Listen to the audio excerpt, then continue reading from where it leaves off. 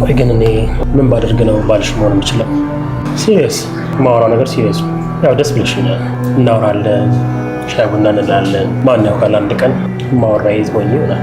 እርግጠኛ ነህ የሆነ ነገር ባዝ ታሳካዋለህ? በትክክል እኔ መድብል ፈልግ ያጣሁት ምንም ነገር የለም። ምንም ነገር ዘጅኝ አሳካዋለሁ። ጨረቃን ከሰማይ ላይ አውረዳ አምጣ ብትይ አምጥቼ ይሰጥሻለሁ። እርግጠኛ ነህ? በሚገባ። መጠርጠሩስ? እንግዲያውስ የምልህን ካደረግልኝ ካሳካህልኝ እና ማግባት ከፈለግክና ከወደድከኝ አገባዋለሁ። ትትና አንድ ነገር እንድታውቂልኝ የምፈልገው ማገባሽ አንቺን ከወደድሽ ብቻ ነው እንጂ እኔ ስለወደድኩሽ ብቻ አይደለም። ችግር የለውም። አንተን የመሰለ ባል ተገኝቶ የትኛው ሴት ትመድላለች? በጣም ጥሩ። ስለዚህ ትእዛዙ ፍጠኝ። በልጅነት የጠፋ ታላቅ ወንድም አለ። እሱን ፈልገህ ካገኘህልኝ በቃ ይሳካል። ከክፍለ ሀገር በ4 ዓመቱ መኪና ጋር ተደብቆ አዲስ አበባ የመጣው። ከዛ ውጭ ግን ምንም መረጃ የለኝም። ፎቶ አለሽ? የለኝም፣ ግን ታፋው ላይ ጥቁር ነገር አለው ብላኛለች እናቴ። እና የአዲስ አበባ ወንድ በሙሉ እየተገለበ ታፋው ሊታይ ነው በኛ። ከማይታመን አበሳ ውስጥ አውጥተኸኝ ታምናለህ? አምናለሁ። ችግር የለውም፣ እናገኘዋለን፣ እንጋባለን። የተጠራጠርኳቸውም ሰዎች አሉ፣ እናወራለን። እሺ፣ እንደምንም ብለን ግን እናገኘዋለን። ትትናሽን ቃል ገባልሻለሁ። አይዞሽ፣ እናገኘዋለን። ፈልገን እንደምንም ብለን እናገኘዋለን። ከቤት አወጣጣ ጥሩ አልነበር ማለት ሽቱ ተቀብታት ተነስነሳበት ነው ወጣት። ለምንድነው ታፋ ማየት ይፈልግሽ? ምንም ነገር አልፈልግም። ይቅርታ ብሽ፣ በቃ ተሳስቼ። እኔ ገናውን ፈረው እቺ ልጅ የሆነ ነገር አላት። ኧረ ምንም ነገር የለኝ። አይ አብርሽ፣ እንደዚህች አይነት ቀልበቢስ ሴት ትወዳለህ? ይኸውልህ እኔ የግሌ መካሻ ስንዱ ማለት ነው እመቤት ነኝ፣ እመቤት። ዝና አደጋ ውስጥ እየገባ ነው። ሊታሰር ወይም ሊገደል ይችላል። ስለዚህ ይህንን እድልኛ መጠቀም አለብን። የናይጄሪያዎችን አድራሻ እኔ ፈልጌ አግኝቻለሁ። ስለዚህ እናናግራችሁና ህይወታችንን እንቀይር። የሰከረ ሰው አይስትም። ማን የተማከረብህ? መሳይ ነው አይደለም? በትክክል ይሄ አስመሳይ የሆነ ሰው ከዛ ከባለፈው ጠላታችን ጋር ቆሞ ሲያወራየው። ስማ ወንድሜ ተጠንቀቅ፣ እሺ ተጠንቀቅ። ወይኔ መሙቴ ነው። መሳይ ውዷ ፍቅረኛ እያባለገ ስለሆነ እንትን ውስጥ ወርቃል ላይ ብሎ እያወሰራ ስለሆነ ሁሉም ተሰብስቦ የሆነ ነገር ማድረግ አለበት። ጥሩ በቃ እንግዲህ ዛሬ እኔ ተንገስ ሁላችሁንም ሰብስቤ አንድ ነገር ላስገድዳችሁ ነው።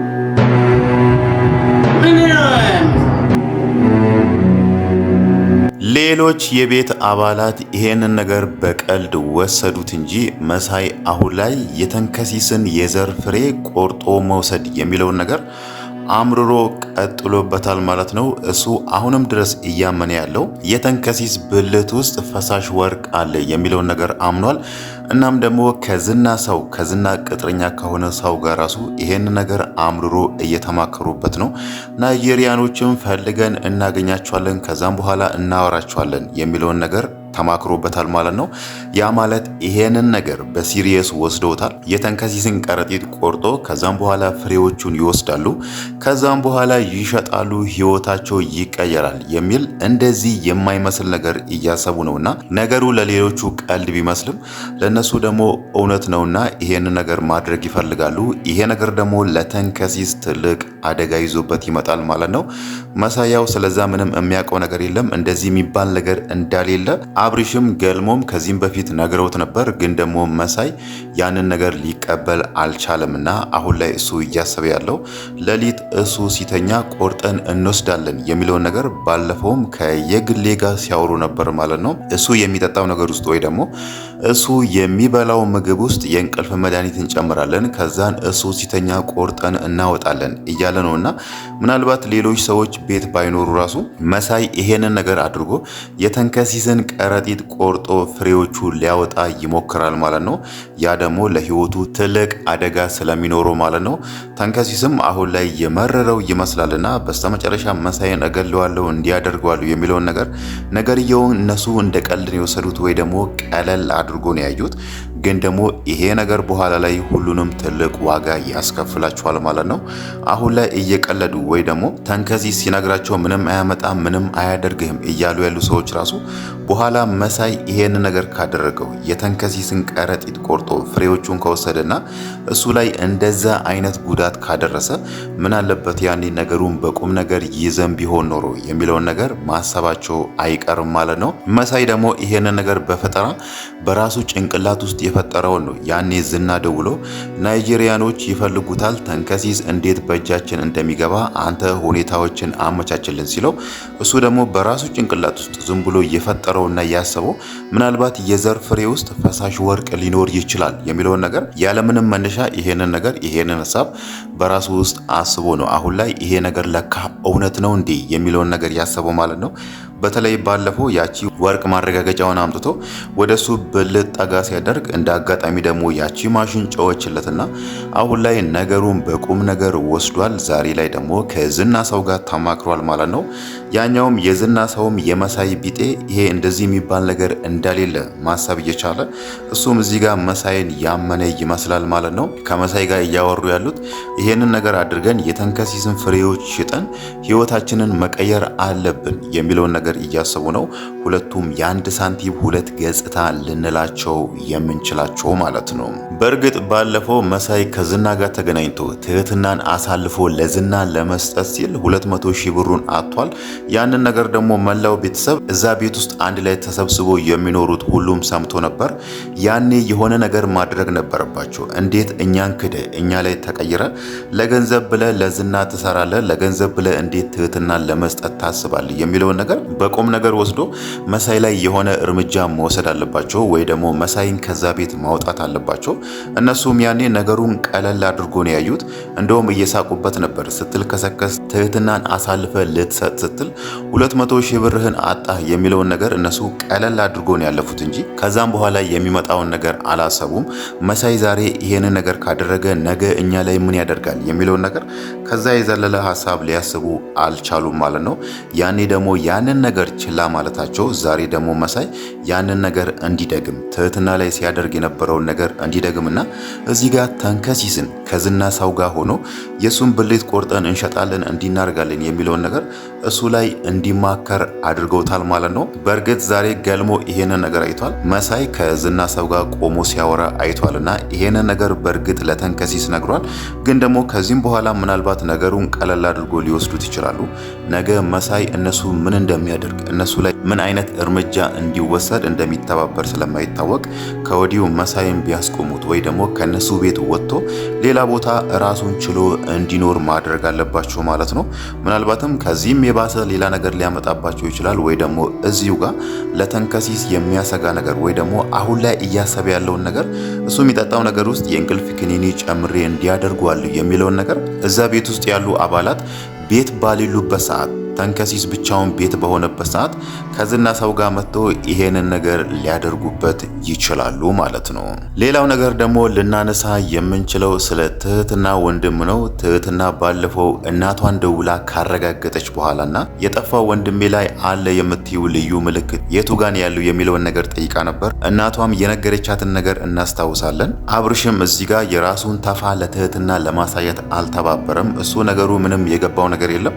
ምን ጉዳይ ያለ ታፋዬን ለምንድን ነው ማየት የፈለግሽው የሚለውን ነገር ነው እሱ እያሰበ የነበረው ማለት ነው። ግን ደግሞ የግሌ ነገሩን እያወቀች እዛ ጋር ትህትና እኮ ታፋህን ማየት የምትፈልገው ለዚህ ጉዳይ ነው የሚለውን ነገር ለሱ መንገር ትችል ነበር። የግሌ ባትናገር ትህትናም ይሄንን ነገር መናገር ትችል ነበር። ግን ደግሞ ከዚህም በፊት አብርሽ ሲቆጣት ነበር። ኬን የመጣኸው እንደዚህ የመጣኸው የጠፋው ወንድሜን ትመስለኛለህ የሚለውን ነገር ከዚህም በፊት ጫፉን ጠቃቅሳለት ነበር። ያኔ ደግሞ አብርሽ ሲቆጣት ነበርና ትህትና አሁን ላይ ያንን ነገር እየፈራች ይመስላል። ለምንድነው ታፋይን ማየት የፈለግሽው የሚለውን ነገር ሲጠይቃት ምክንያቷን ልትነግረው ያልቻለችው ማለት ነው። ግን ደግሞ የግሌ ዛጋ ትህትና እኮ ታፋህን ማየት የምትፈልገው ለዚህ ጉዳይ ነው፣ ታፋህን አሳያት የሚለውን ነገር መንገር ትችላለች። ግን እሷ አብርሽን ስለምትወደውና ስለምታፈቅረው ትህትናም ትቀማኛለች ብላ ስለምትፈራ እዛ ጋር ነገሩን ወደ ቁጣ ቀይረዋለች ማለት ነው። ሌላው ነገር ደግሞ አሁን ላይ ትህትና ይሄንን አሳይመንት የጠፋ ወንድሟን ማግኘት የሚለውን ነገር ለመድብል ሰጥታዋለች። መድብልም ወንድሟን እንደሚያገኝላት ቃል ገብቶላታል ማለት ነው። ግን እዛ ጋር አንድ የጠቀሰችው ነገር አለ ትህትና ማለት ነው። የምጠራጠራቸው ሰዎች አሉ እናወራበታለን ብላለችና እሷ ደግሞ የምትጠራጠራቸው ሰዎች መሳይና አብርሽ ነው። ይሄንን ነገር ደግሞ ለመድብል ከነገረችው መድብል ምናልባት በራሱ ሲስተም ወይ ደግሞ በጉልበትም ይሁን ወይ ደግሞ በሌላ ዘዴም የሁለቱን ታፋ የሚያይበትን ሁኔታ ሊያመቻች ይችላል ማለት ነው። ምናልባትም በጓደኝነት በፍቅር ቀርቦ ወይ ወደ ዋና ገንዳ እንሂድ በሚለው አብሮ ውሃ እንደሚዋኙ ሁለቱንም በተለያየ ሰዓት ታፋቸውን በእንደዛ አይነት ዘዴ ሊያይም ይችላል ማለት ነው። ምናልባትም አሁንም ትልቅ ግምት ሊሰጠው የሚችለው ከሁለቱ ሊሆን ይችላል የትህትና ወንድም ማለት ነው። በተለይ አብርሽ እሷም አብርሽን ስታየው ወንድሟን ስለምታስታውስ ምናልባት ወንድሟ ሊሆን የሚችለው አብርሽ ነው ማለት ነው። አብርሽ ደግሞ እሷን እንደ እህቱ ሳይሆን የሚያያት እሷን ወዷታል፣ አፍቅሯታል፣ እሷን ማግባት ይፈልጋል። ግን ደግሞ ትህትና እሱን አልወደደችውም። አሁን ላይ ለመድብል ቃሏን ሰጥታለች ማለት ነው። መድብል ወንድሟን ፈልጎ የሚያገኝላት ከሆነ ከዛም በኋላ እሱን እንደምታገባው ነግረዋለች፣ ቃልም ገብታለታለች ማለት ነው።